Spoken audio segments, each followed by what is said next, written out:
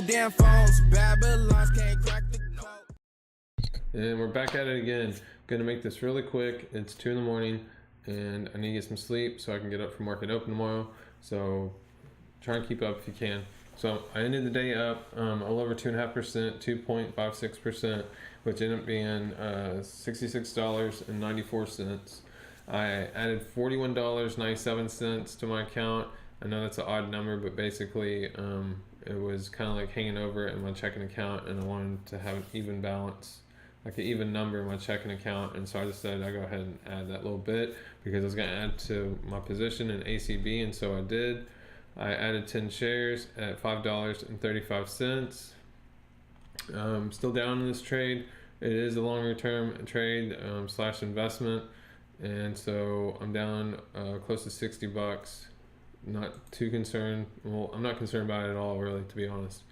I am up in a few of the other trades that I wasn't up prior to today.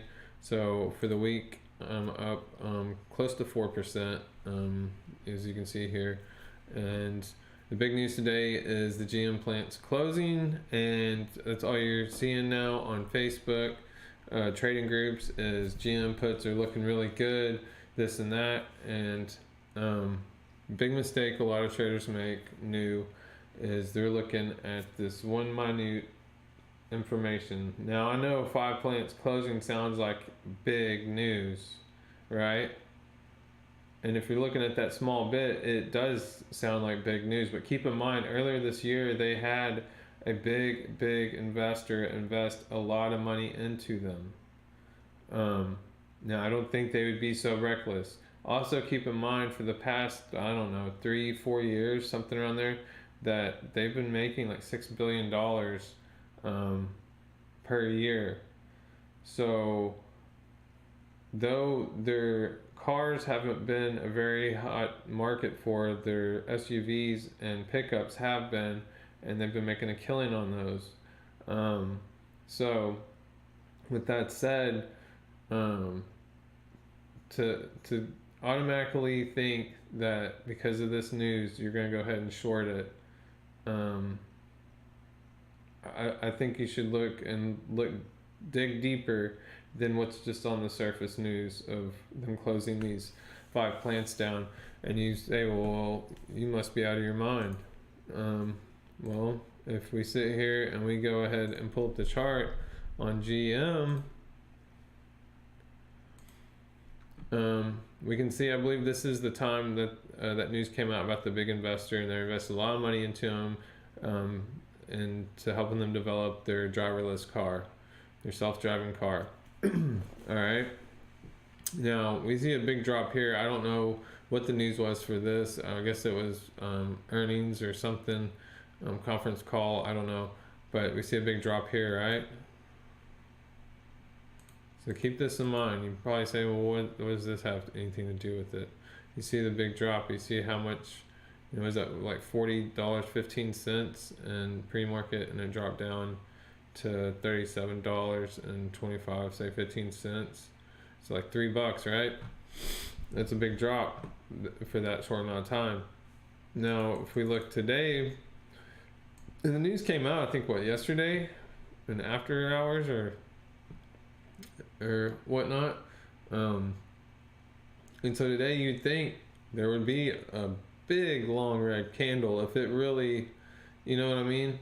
If it was really like the big news that GM was closing these plants down, then you think that like there would be such a major sell-off, and you don't see that.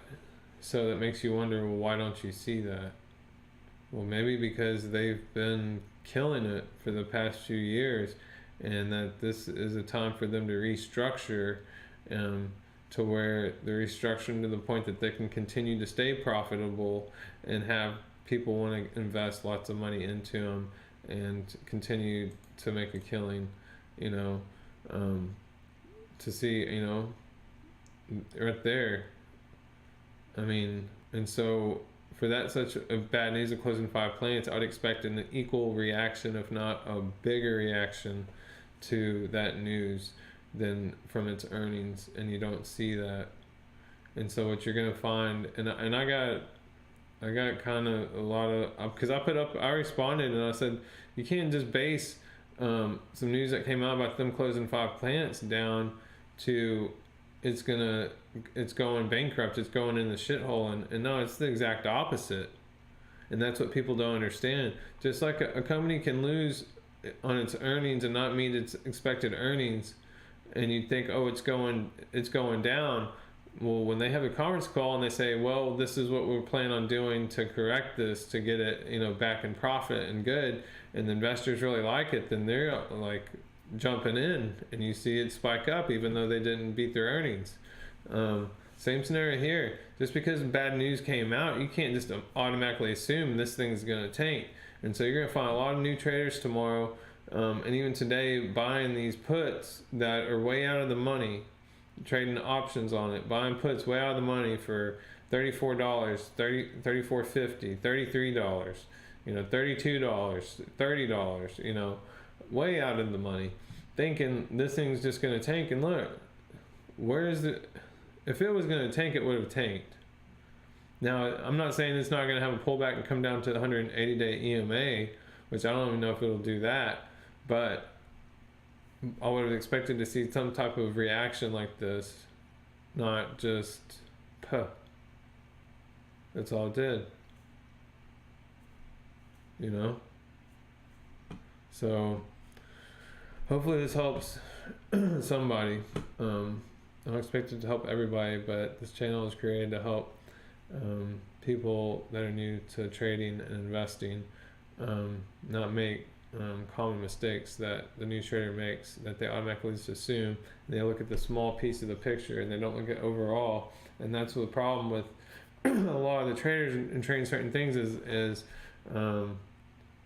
whether you're day trading or not, short-sighted thinking, like looking at a small minute picture. Like you might made a little bit of money if you would have bought an option on this for like $1 below what it was at, but it wouldn't have been that much money.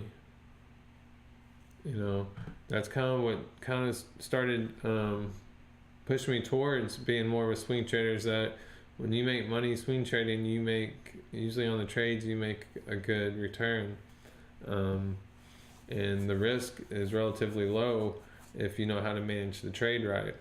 And that's one of the things I talk most about on this channel is risk management. You got to know how to manage your risk, not just know what a good reward to risk ratio is, but how are you going to manage it throughout the trade, and what is your game plan getting into the trade. For me, I have my own game plan, and each trade I do is not going to be, I'm not going to treat each trade as the same trade.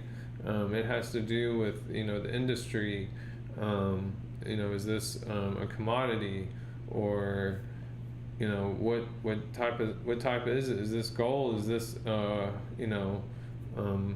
based on oil, or is this I'm trading all sorts of different kind of stuff, but the whole point is this tech? Is it auto? Is it medical?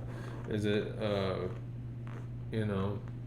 there's just so many different things out there. Electricity, energy, like what kind of stock. And so I'm not gonna trade every stock the same way, but I do have an outlining game plan of at what point do I stop accumulating and looking at having to take a loss and get out of the trade, and keep it from being a big drawdown on the account, and at what point, how much do I want it to make up my account, how much am I willing to risk, and just like as far as getting out, I look at how much the potential it has to make me, and is it worth it, and on top of that, how am I going to manage the risk? Not just is it worth the trade, but how am I going to manage the trade?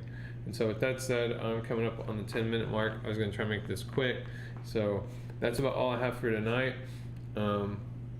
Appreciate the support that I have been getting, and still continue to try and grow this channel. It is going to just take time, just like trading. You got to be patient, stay consistent, stay committed, continue to study, and be open and willing to learn new things. So with that said, just watch out where you get your information from. If you see a lot of people on there saying that this thing is going to tank, don't just go with the crowd. Draw your own conclusions, draw your own strategy, your own plan, and what you're going to do and how you're going to do it, and how you're going to limit your risk and manage it. And so with that said, keep in mind, with that kind of news, I'm just pointing out, why is there not a big drop? This is not a big drop. Why not? And on top of that, look how far we're off of the 180-day EMA. And at this point, look how far we were off of the 9-day EMA and the 20-day. And it's basically just pulled back to it. And that's it. For that kind of news, the market's not responding like I would have expected it to if it was, a company going in the hole that, wasn't of any value. And truth be told, this company is holding its value, and it has been proving itself to be a strong company over the past few years. With how much it's been able to do, and the profitability it has, and the fact that it's willing to take this, shut down 5 plants in order to restructure and prepare for the future, so that they can continue to be, profitable. And you can see why. That's, my belief, why it hasn't sold off and why it's not going to sell off. And so you're going to find a lot of disappointed people, and a lot of people talking about here in the next few days how they took so much loss on this trade, because it was supposed to be open, easy money, and there's no such thing as easy given money. Like, every once in a while you might get lucky, but like I said before, even a monkey throwing darts blindfolded and drunk off tequila can hit a bullseye from time to time, So you're going to have to study and work for your money. With that said, have a great night, and I will see y'all in the morning. I'll try and do a video in the morning before I go to work. Sometimes it doesn't always work out that way, but I do post at least one video a day. So have a great day, and I will see y'all tomorrow. Good night.